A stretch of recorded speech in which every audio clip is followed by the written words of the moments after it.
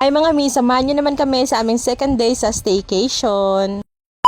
Pagkagising ko sa umaga, gumayak na rin agad ako para makapagsaing na. Before the aesthetic team nga ang pabahay serye natin ngayon dahil aesthetically design talaga tong kondo na napag-staycation na namin. Anyway, pagkatapos ko nga palang magsaing, eto ibababad ko muna sa tubig tong skinless at longganisa. Gawa ng frozen pa talaga siya dahil dun ko siya nalagay sa freezer. At gising na nga din pala yung asawa ko, pati na rin yung mga bata. At medyo late nga din kami nagising lahat. Gawa ng 11 PM na nga yata kami nakatulog noon kagabi. Ano ba naman kasi ang hindi mapapahimbing ang tulog, naka-aircon nga kami buong magdama. Abe, iba talaga yung mararamdaman na comfort at relaxation mo kapag ka naka-aircon, ano? Anyway, at lulutuin ko na nga pala itong skinless at longganisa. Stock lang to dun sa rep at sabi naman ni Mami El na kainin at lutuin lang daw namin yung nasa laman ng rep. Thank you kayo Kumar sa pa-food. Susunog pa nga itong pagkaluto ko. Gawa ng first time ko pa talagang magluto ng skinless. At magluluto na nga rin pala ako ng itlog. Para kung sakaling ayaw kumain ng mga bata ng skinless, eto na lang itlog ang sa kanila. Inalan din ako nagluto ng sabaw dahil kumakain din naman yung kambal namin ng kahit itlog lang yung ulam. Ito na lang din kami kakain sa lapag kasi kasabay namin kumain tong kambal namin. 8:30 na rin kasi yan ng umaga kaya sabay na din talaga kaming kumain lahat. Expected na din talaga na hindi nga kami makakakain ng maayos kaming mag-asawa dahil nga itong kambal namin talaga napakalikot at kung ano-ano nga ang mga pinagagawa nitong dalawa Saway dito, saway doon at ayan nag-aagawan na nga yung dalawa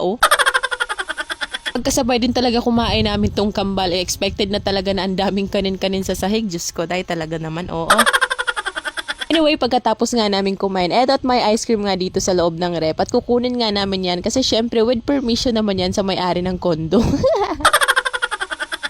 Buksan nga agad nila ate at kuya yung ice cream nila tapos yung kambal naman pinapa-open sa papa nila. Eto nga at may iba pang laman dito sa ref. Salamat jud kayo kung Mars. Wamwa. Bandang 3:00 naman yata to ng hapon. Eto at lumabas na nga kami ng kondo dahil kinukulit na talaga kami nila nitong ate Megan at kuya Zaidi na maligo na nga daw kami kasi sa pool. Na tirik pa yung araw. Eto at lumabas na nga din talaga kami kasi wala talaga ibang bukang bibig tong sila ate at kuya. Swimming pool nga daw kasi. Guna nga agad itong dalawa, hindi na talaga nagpaawat kahit napakainit pa. Diyos ko, dahil talaga naman. Kambal naman, ayan, pinaliguan na din ng papa nila kasi kapag ibababa mo, naku, mukhang tatalo na nga agad sa pool. Naman, hindi ako naligo agad kasi nagdadalawang isip pa talaga ako kung maliligo nga ba ako o hindi. Diba, bagong riband ako at nag-iisip talaga ako baka masira nga lalo tong buhok ko kasi nga, diba, may chlorine nga yung tubig. Huy, kauwi ni mo, Jay. Mas lamang sa akin na makapag-banding ako sa mga bata kaya bahala na tong buhok ko basta maliligo nga ako. Ito ang kambal namin ang tatapang ayaw pang magpahawak ng dalawang yan.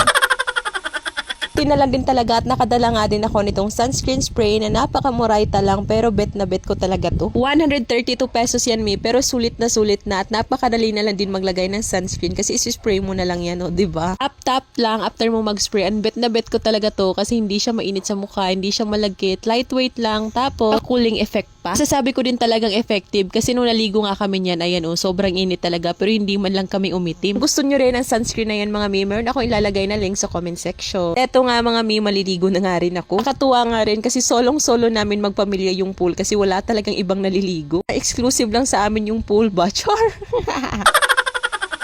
Proud na proud ko din sasabihin sa inyo mga mina kahit paano marunong din naman akong lumangoy. Alang sinabi ko lang gayon kasi nga proud ako.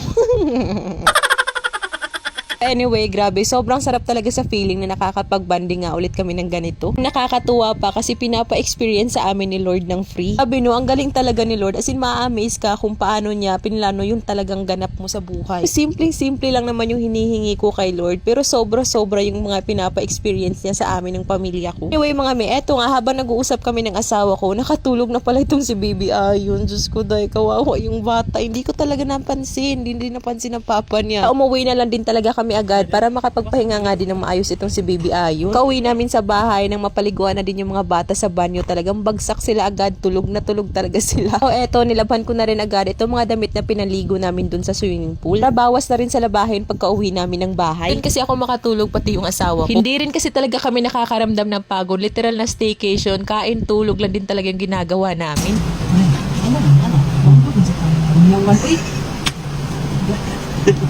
Ano lang.